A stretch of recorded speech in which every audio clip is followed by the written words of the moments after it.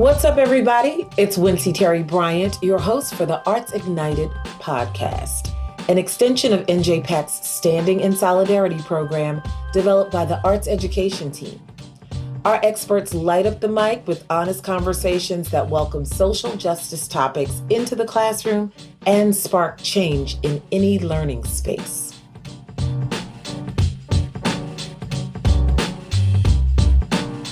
I hope you've had a chance to listen to our latest episode with Mark Bamuti Joseph. It was really great. If you haven't heard it, you've got to check it out. In our fourth episode of Arts Ignited, we're chatting with Ashley Lipscomb and Durell Cooper about having courageous conversations in the classroom. Before we dive in, let me tell you a little bit about our guests. Ashley Lipscomb is the co-founder and CEO of the Institute for Anti-Racist Education, Inc. She has experience working with, motivating, and advocating for artists and educators. Ashley has led, coached, and developed several committees and educational practitioners as they address problems of practice concerning diversity, equity, and inclusion in both K-12 and higher education settings. Currently, she is a PhD candidate at Rutgers University, where her research interests include the history of post-emancipation education, education policy, and womanist leadership ethics. As a school abolitionist, Ashley has committed her life's work to the liberation and healing of her community, and she believes that education is the site where a more loving world can be imagined and created. And Dr. Durell Cooper is one of the nation's most prominent cultural strategists, specializing in systems change and collaborative thought leadership. Before founding Cultural Innovation Group, LLC, he was a program officer at the New York City Department of Cultural Affairs, also known as DCLA. He also worked at Lincoln Center for the Performing Arts, Inc., in the marketing department, conducting outreach to veteran service organizations and for Lincoln Center Education, recruiting and training teaching artists, and several community engagement initiatives to increase equity and inclusion in New York City public schools. Durell is the creator and host of the PBS NET 13 series Flow and the podcast Fluency with Dr. Durell Cooper, and a co-host, co-producer on season 3 of WNYE 91.5 FM's Art Moves. Welcome, Ashley and Durell. Thank you so much for having us. Yes. Hi, Wincy. Thank you for having us. Oh my gosh. First of all, I'm so excited to have such impressive people on the podcast, and I'm excited about today's conversation. So now we've heard your accolades, but I want to get down to the nitty gritty for people who want to know how somebody, people as accomplished as you, got started. How'd you end up doing what you do? What brings you to this work? Such a deep, powerful, and simple question all at the same time. Mm-hmm. I would say for me, it's I feel like I was called to this work. I am the grandson of Henderson and Clemus Cooper and Lou Annie Pruitt and Louis Johnson. And all of those ancestors are deep within my blood. And, what they instilled in me back home in Montgomery, Alabama, was this sense of self, this sense of being proud of being in this Black skin that I am in that cannot change, regardless of how badly some people in the world may want it to.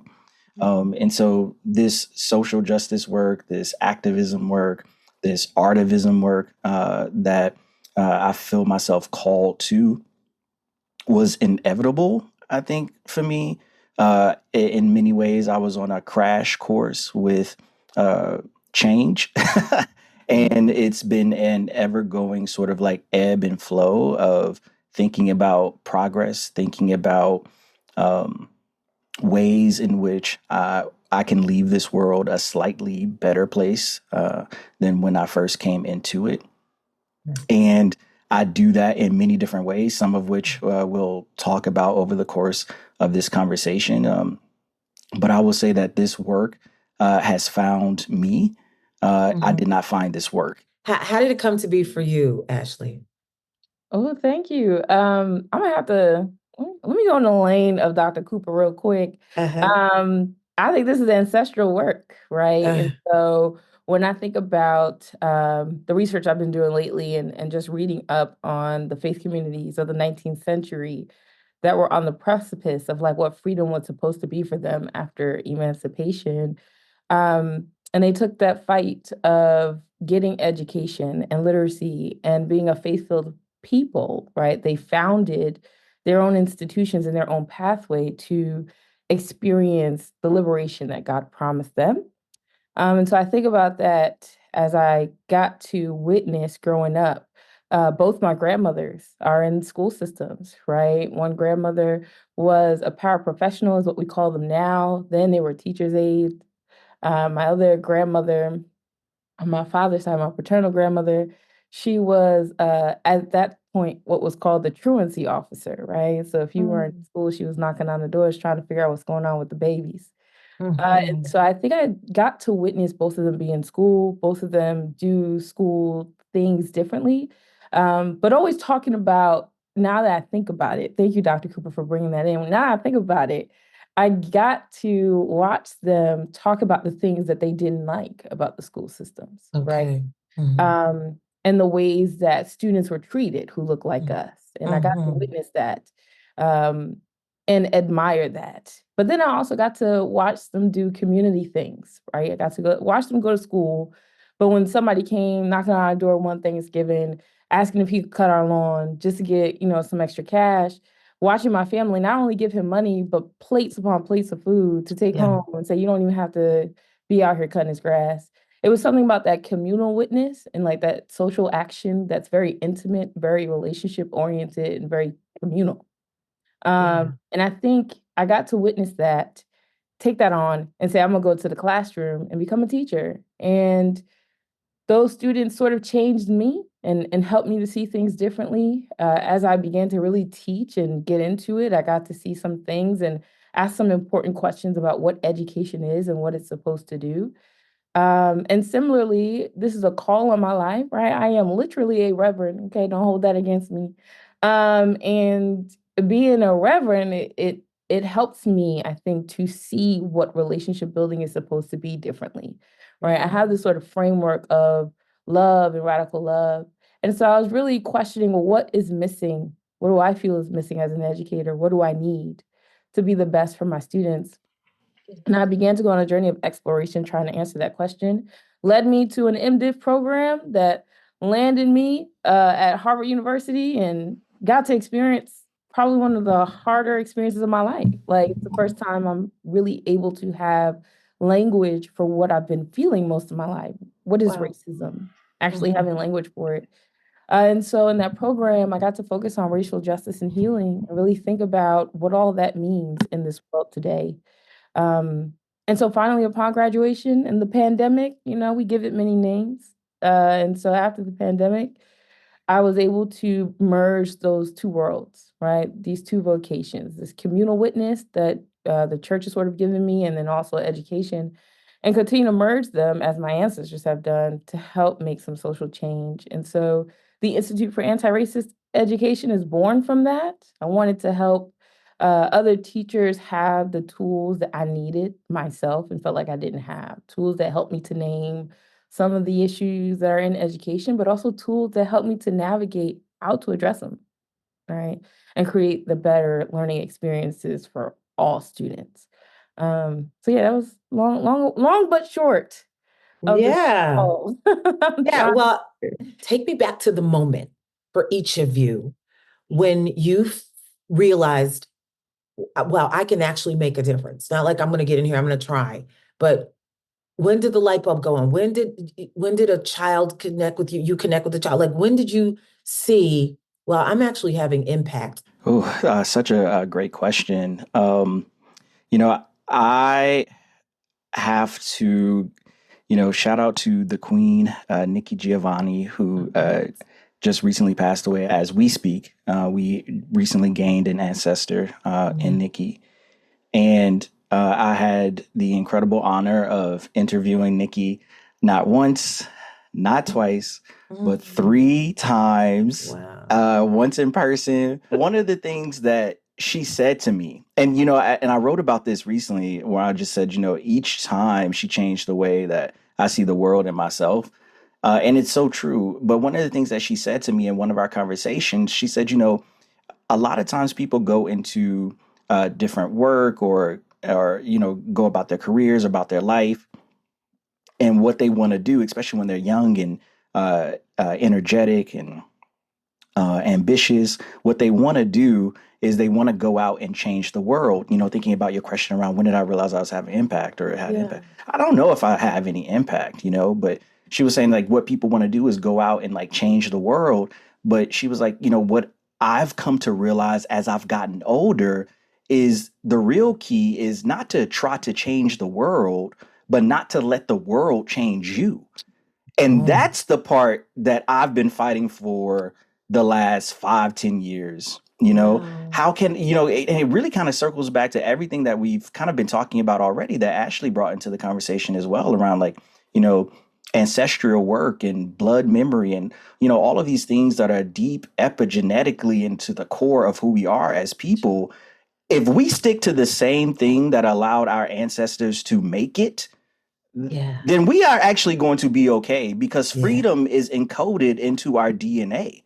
Come on. The right to be able to educate the next generation, that is as intrinsic to who we are as Black people as anything else. As the drum is, right? As good food is, as laughing is with one another. The ability to want to the propensity to want to teach, the propensity to want to give back, to educate, to learn, intergenerational sharing. It's who we are. And so, the big thing I've been trying to do is not to allow, and there are so many different systems in place to allow us to forget who we are. Let me rephrase that. There are so many systems in place to make us forget why we are, okay? And whose we are. And so the more we can stay true to that, the more we can stay authentic to our birthright, to be brilliant, to be liberated, to care about the next generation, I think the more we are setting up an Afro future to where Black and brown children have learning spaces where they can grow, they can develop, and they can see themselves in a world where they matter. Or at least that's kind of how I see it. Yeah, I love that. I love that. So that was absolutely a drop the mic moment about not letting the world change you. Like your objective is not necessarily to change the world. So Ashley, when for you did it hit you like this has got to be done? And I guess I'm the one to do it. When did it hit you? I've been doing a lot of reading and I've been doing a lot of research on a particular time period and a particular people. But more interestingly, I have been paying attention to, as you talk about this sort of forgetting and the strategies of forgetting. It's so interesting because for Black folks, we're like one of the only people in the history of the United States where legislation has been made against us in terms of learning literacy and becoming, right? And so, and when I say becoming, I mean like in religious areas, right? So in Christianity and learning. And so when we think about the slave codes, right, of the 19th century that were like, no, you can't read because we see y'all reading the Bible and you become too empowered by this text. You're reading it in a certain way. You're starting to revolt. We can't have that. It's too many of y'all. Like we gotta sort of keep you from this particular knowledge that says I can own the genius that I have and create the institutions for us. And like, that's a powerful thing. And so in order to and like help you to not do that. We're going to make it illegal for you to even have access to the very things that would empower you to liberate yourselves, right?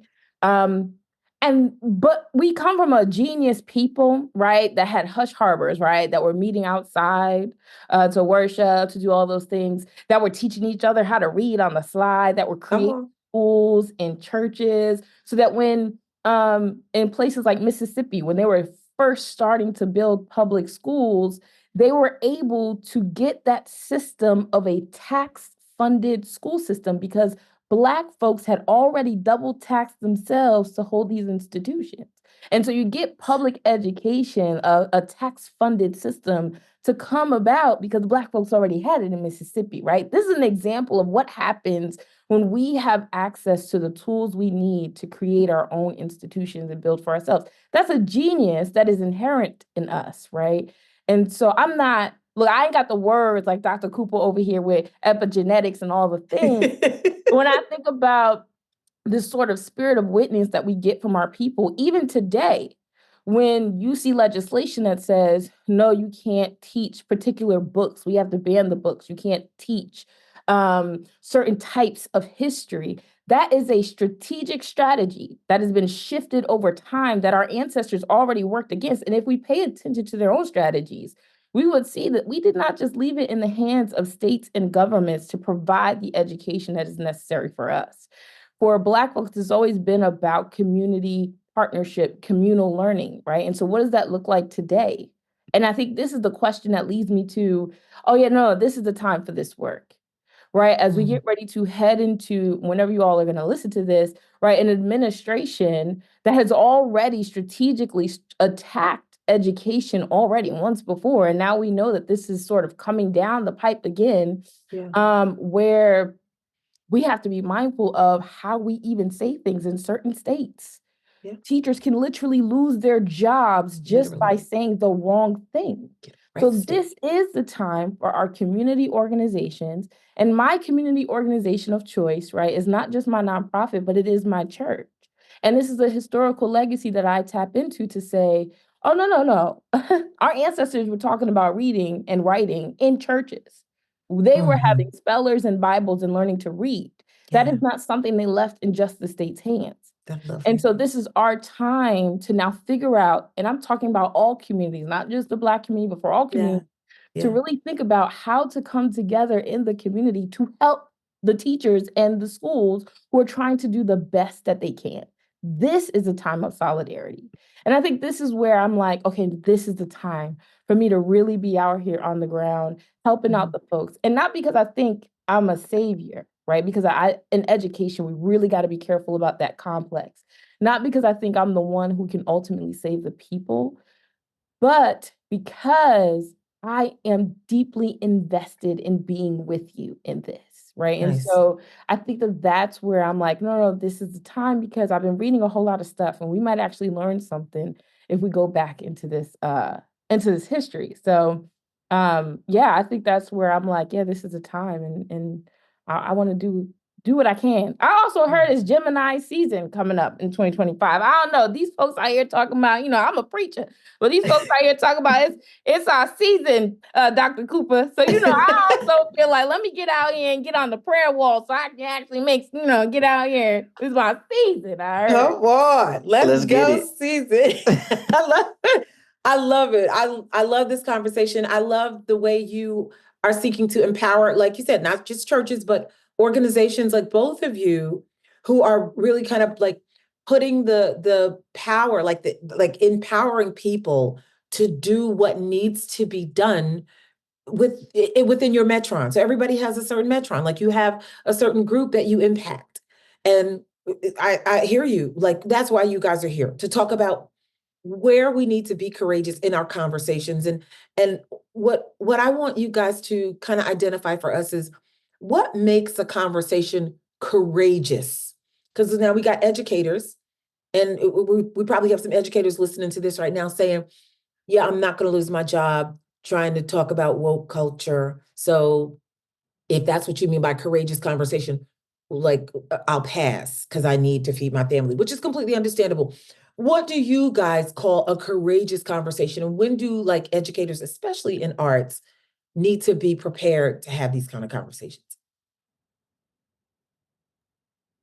I'll start us off because Durell and I we talk about courageous conversations from a different framework, right? So a Okay. different starting point.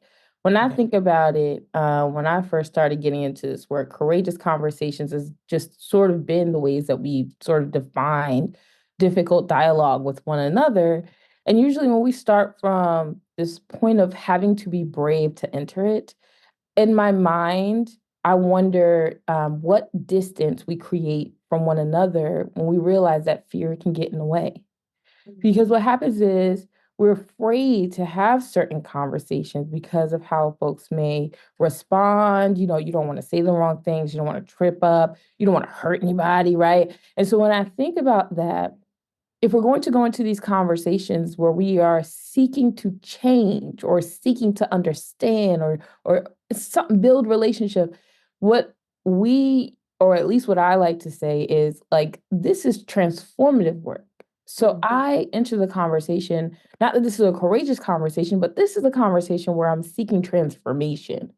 And that requires first having what Dr. Yolanda Seeley Ruiz calls, right, this archaeology of the self, right? It's having this sort of deep reflection of yourself and knowing who you are, where you come from, and understanding culture and all these things, and really reframing that I'm not going into this conversation because it's just about me, but it's Mhm. about us, about we. Going into this conversation, this is about healing, this is about repair. You see the shift? I'm not here to sort of I'm not starting from a particular place that causes distance between us. I'm starting from Mhm. a place that says this is about relationship. And that changes, right? I think how we enter.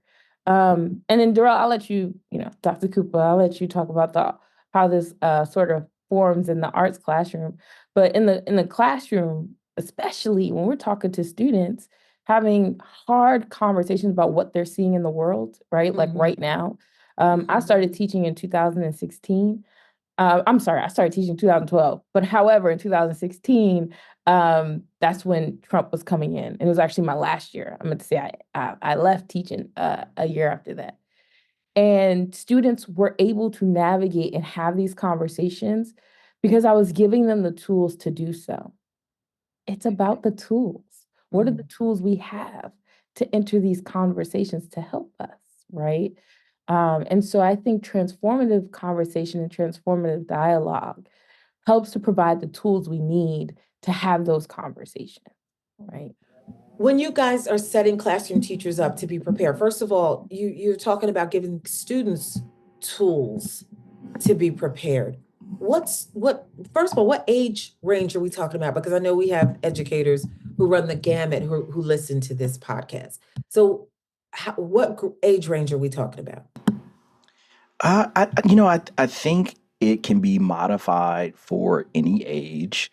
In this framework of courageous conversations, Yeah. you know, we can talk about it from like the framework of, say, teacher to other teachers, right? About how important it is to include certain topics into the curriculum, or teachers to administrators about, what textbooks are being ordered and what material is actually being covered. It can be courageous between school administrators and politicians around how budget is being allocated for what topics. It could be between teachers and parents around things that are happening in the classroom that need to be addressed because harm had been caused. Like there's a lot of different ways of where courageous conversations can manifest or happen in sort of like a school ecosystem. Ashley referenced earlier a training that we did in 2024 for the New York City Arts and Education Roundtable, specifically around this topic. And one of the things that we did, we sort of had like a little bit about, what is a courageous conversation and how do they, how can they sometimes materialize? And then, that was sort of like the first part. But the second part was case studies of where participants actually had an opportunity to sit down and work through some real world scenarios of how this can sometimes come up in real time, and then be able to receive feedback from other participants of that session as they were sort of witnessing like this conversation happening. And I think that that's also probably what most people think of when they think about like the topic of courageous conversation. I want to add another layer to it, specifically around arts engagement, and thinking about the conversation that is happening between one, the artist and the audience, and then also the artist and the artist's self, right?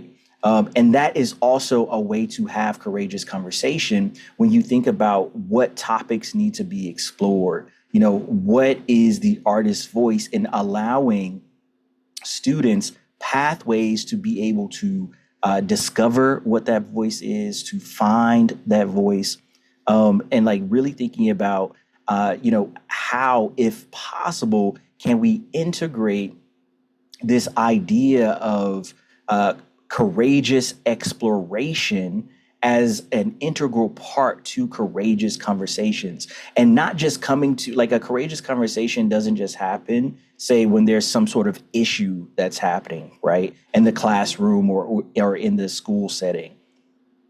A courageous conversation can happen any day in the classroom where, okay, today what we're going to do is we're going to create a poem, and that poem is going to be about an experience that you've had in life where you didn't feel you lived up to your own expectation, right? Because now what that student is being asked to do is dig deep into the inner recesses of themselves and say, what are the ways in which, I am experiencing the world not as fully as I would like. So so courageous conversation, yes, we can have it interpersonally between other people, but it is also an inner dialogue with yourself as well. And Ashley sort of talked about that too, like that archaeology of self, really being able to come to the conversation full, right? So you can have it with someone else. But I think first, it's really a deep dive into who you are, right? Like asking yourself these questions around, who you are, what's central to your core values as a human being, and then how those things make up the amalgamation of who you are as a person. Yeah. Yeah. Okay. That's deep. You know what? I want to ask you guys, give me an example of a real world situation or a topic or what's on the hearts of students these days. Because I want to get into, I want a teacher to be able to say, yeah, the kids at my school are concerned about that, and I don't know how to broach that topic. I don't know how to explore with them. What's a conversation that you have led teachers through or students through or taught teachers how to lead their students through? I think for me, before you can even really think about having these sort of transformative conversations, you have to think about what culture have you already set up in your classroom, right? Okay. I Okay, think good. about how have you already set the conditions that this is a space where we can process. This is Okay. a space where we don't have to have all the right answers. Not even me as an educator. This is a Mhm. space where I get to say, I'm not sure, but how Mhm. do you feel about that? Right? Like that part of the work, we can't just sort of gloss over. I think that is an intentional process that has to happen in classrooms, right? And one of the things I tell teachers all the time, if you're going to sort of have these moments, these really special moments where students can process in the classroom, have these really deep and thoughtful spaces, especially if you use art, because I think art is a great way to build relationships and to tell stories. It's why I love art, right? It's the Mhm. storytelling piece. It's how we can navigate when they try to make us forget, right? That we don't. Like it's the ways that the stories continue. Right. Art can also help us connect. And so when you're thinking about having these conversations, there are multiple ways that you can do it. You can do it through activity, Socratic circles, right? But when you really think about that, if you've not set the parameters to do that early, it makes it more difficult. And so what do I mean? I think traditionally we've called them like classroom norms, right? Cultures. And so now we're using different language, right? Classroom agreements, classroom invitations. And so in that, how did you think about from the beginning that this is not a place where we're talking about, cultivating rules, but you actually grounded in how we're going to relate to each other. So what do we do when someone says something that makes us feel a certain type of way? That's how you start creating invitations. What do we do when we want to heal from the moment and call us all in? What do we do? How do we ask questions of each other when we're unsure of what we're saying? Right? So, like, that's a different kind of like culture that you're also creating for students. And I think it's something that we have to model as adults for them, especially in this age where it's a digital age, right? It's an age where social media, some of them are making money on it. So, right, it's an age of like them processing and getting information quickly, sometimes false information, misinformation. It's a lot for them to hold. And I think education, I know we are already doing a lot, trying to get students to understand skills. And I say we, because I'll be in the classroom again in January as this drops. Okay. I'll be in the classroom. So I say we because these are things that I've done, right? But also things I'll be going back to. And so that's why I'm like, we have the tools to help students, but we have to start with a different framing for them in this day and age, right?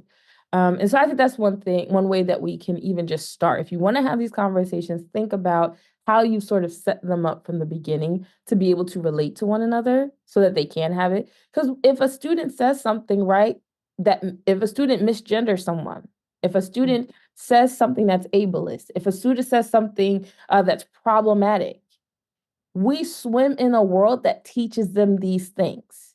How do we help students to navigate to be able to say, oh, well, this is a microaggression, because students can do that, right? This is harmful. That language is hurtful. How do we give students the tools to name that as they're having these conversations? We can do that. I think because we have so many other things to do, like I got to teach you how to read. I got to teach you how to make an argument. There is a lot, and I get that. But we can't sort of dismiss these small moments that really do matter. So you both are, so that's brilliant. And thank you for that. You both are teacher leaders. And so first of all, the structure of education. So you know that with education, there's like professional development, and they're always telling the classroom teachers, this is what we're doing now, and this is how you do that. But we don't have a lot of people in the classroom space saying, this is how you lead a courageous conversation, and this is what needs to be done, courageous conversations, and this is how you lead it. We have teachers who will be listening to this and probably thinking, okay, I already set my class up like a hierarchy, and they know that what I say goes, and they're going to sit down when I say sit down and be quiet. So how would you say, for a classroom teacher who's saying, I'd be interested in trying that, how do I reestablish or reset the stage so that even if it's just for these conversations, there's a different atmosphere that I'm going to set for that? What would you say to that classroom teacher? Oh, well, I would caution that classroom teacher who has established a hierarchy in the beginning to really reassess the way in which that classroom has been set up from the start. Because who really is owning the knowledge in that space, right? I really believe that each person is an expert in their own experience. And with that, yes, you may be paid to be there in that place and time, and those students are coming to you, with hopefully open minds and open hearts to learn. However, the exchange of information and knowledge is intergenerational, and it is going both ways. I think, I've taught, I've been a classroom teacher, and I've taught middle school students, I've taught high school students, I've taught undergrads, I've taught grad students, I've sat on dissertation review boards or committees. And, you know, inevitably, like what I hear most often than not at the end of a school year is that, the teacher says, I came here thinking I was going to, teach my students, and I ended up, my students really ended up teaching me, right? Sure. And it becomes cliche, but it is also so true. So the first thing I would say to that teacher is I would think about ways that we could break Eurocentric models for education within the space to allow for more ancestral wisdom to enter into the learning environment and thinking about how information and knowledge is exchanged. And with that, how can you incorporate more student voice into the classroom environment and even student choice into the classroom environment? And Ashley said something that was, that's worth bringing back up again. I think, it's very difficult to ask students who have transformative conversations or courageous conversations if they've never actually seen it modeled, right? Right. Like, what does it actually look like? Right. So for one, having like an actual model of what it could look like, what it entails, how to set it up, why is it necessary?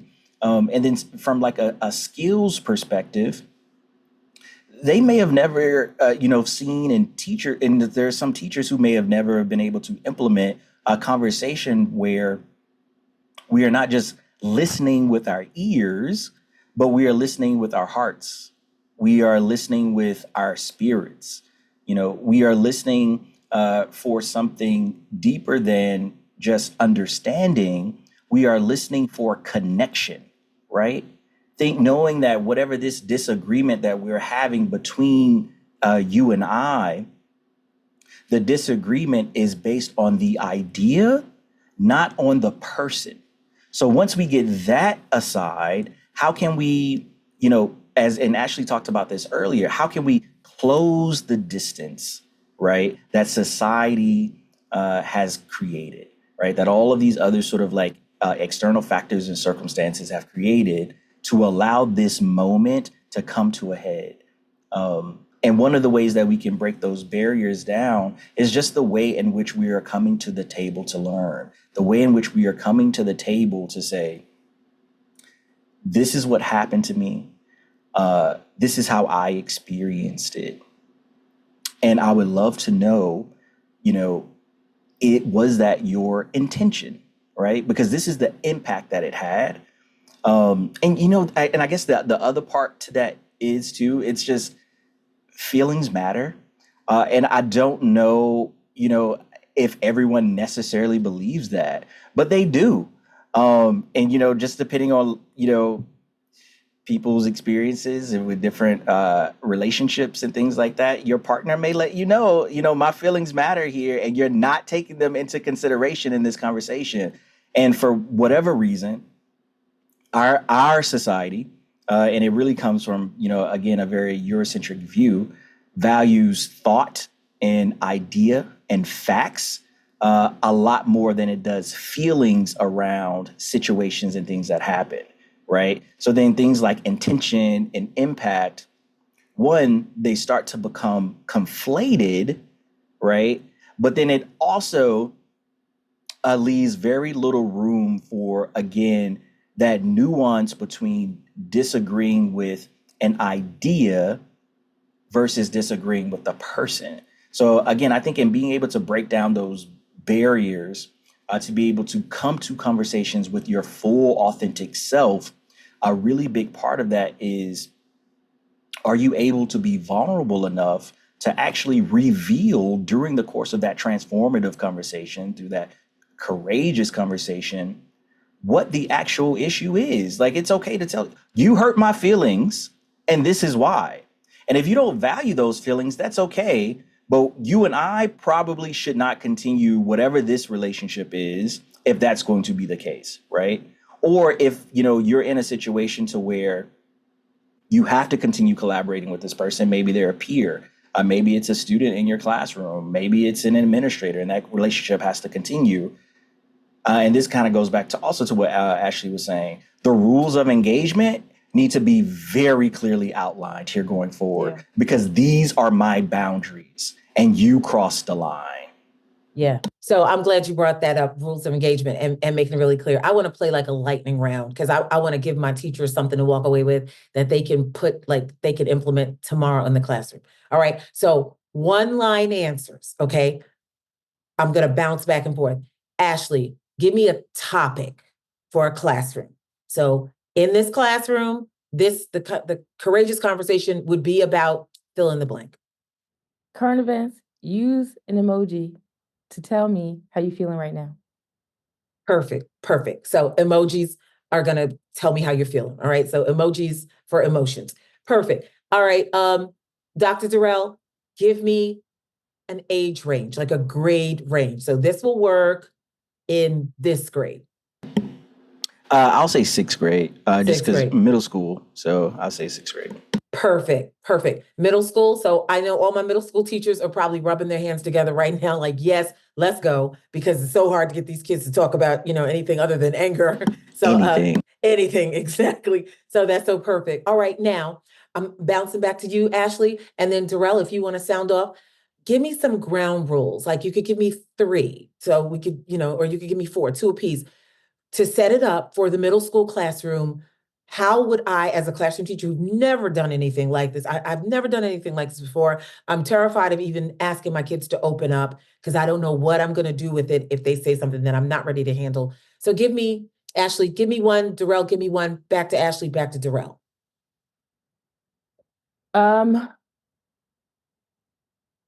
We will have curiosity-driven dialogue. Curiosity-driven dialogue. Ask good questions. Asking questions. I love that. Okay. Yeah. Classroom teachers, you hear this, right? All right. Dr. Durell, give me to listen with intent. To listen with intent. And it kind of goes back to what I was saying earlier. It's not just about listening with your ears. It's also about listening with your heart and listening with your spirit. So coming with your full self to a conversation. And the listening part is key, because I didn't say anything about responding with intent, like thinking about what you're going to say back. It's actually listening in that moment. Love that. I love that. I know that this is helping the adults just for adult to adult conversations too. All right. Ashley, give me another one. Avoid the assumption of right or wrong. Hey, I like that. I'm not going in this to be right. I'm not going in this to tell you you're wrong. Beautiful. Teachers, I hope you're writing this down for yourselves and to also set your students up to have a safe place to have these conversations. All right. And then Durell, one more ground rule. You will grow through what you go through. And so just knowing the more difficult the conversation, the bigger the potential for growth for both parties. But, you can really only control yourself. So you will grow through what you go through. Come on. If y'all could have seen me, I dropped an imaginary mic over here. There's no real mic, but I just dropped it. I love that so much.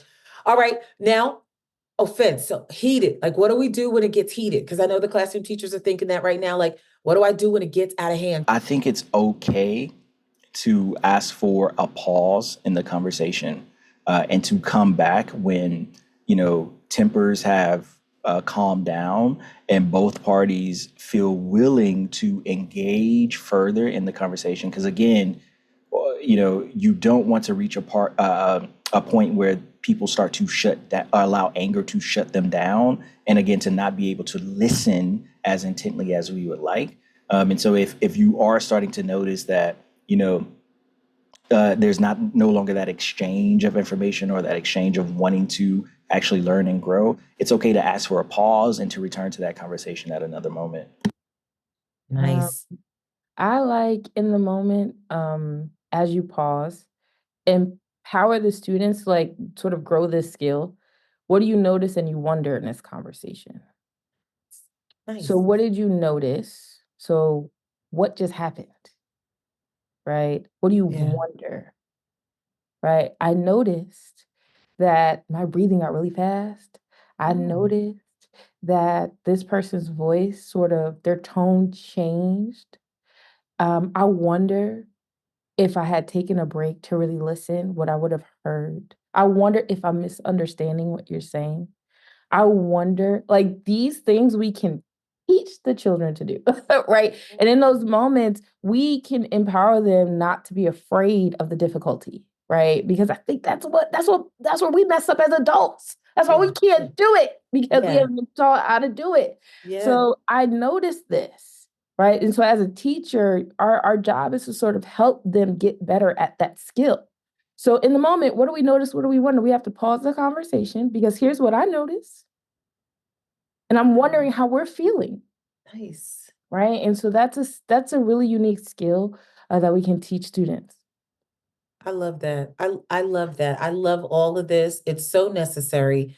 And so we would be kind of taking that emoji and kind of maybe putting it into words, right? Because it's a conversation. If the topic was use an emoji to show me how you're feeling, then at some point we're asking them to kind of vocalize, like articulate how they're feeling. And like you guys are saying, there's no wrong, there's no right, and listen with intent, with your heart. Yeah, when I was teaching, I used the do nows. I love a good journal prompt as a do now in the classroom. And so I used emojis as a do now because that was a big thing. You know, the cell phones, the emojis were like really taking off. And so I used emojis in the classroom as a way for us to be able to relate to one another. And that was like, again, a standard practice in the classroom. I think now there's like so many more tools now that you can use, especially with Inside Out being a real thing and Inside Out, including anxiety with Inside Out Part 2. Like I love, listen, Wicked, okay, Defying Gravity. So like with all these things that we have out here, we have so many other ways. So I use as an example, pretty much to say, what opportunities are you giving students to actually reflect on the content, how the content makes them feel? And I think that that's super important. Yeah, I love it. Listen, you guys have been amazing. If there are classroom teachers listening to this, first of all, classroom teachers, this was such a jewel of conversation for you to be able to listen in on today. I would say listen to it a few times, take notes, because these two, they are just like a wealth of information in terms of how to give students place to say what's on their mind, because a lot of our students have no place to go to talk about what's happening. And they have opinions and they have thoughts and they have concerns, and they would love to be able to air them with in a safe place. And I feel like what Ashley and Dr. Durell have done is help us set the stage for a safe place in the classroom. For classroom teachers who might want to know more about exploring something like this, where can they find each of you? Yeah, you can, well, I have a social media that I'm supposed to use, but I don't all the time. But you can find me on Instagram, all right? Anti-Racist Ed Institute on IG. But you can really get some great information from our website, where you can also contact me directly, antiracisted.org. And there you can even, if you want this workshop, like this is something that Dr. Cooper and I have done. So you can also get this workshop if you want to, right? We have a newsletter from our organization where we provide resources once a month. You know, we have those resources too. So that's where you can contact myself. Love it. Dr. Durell?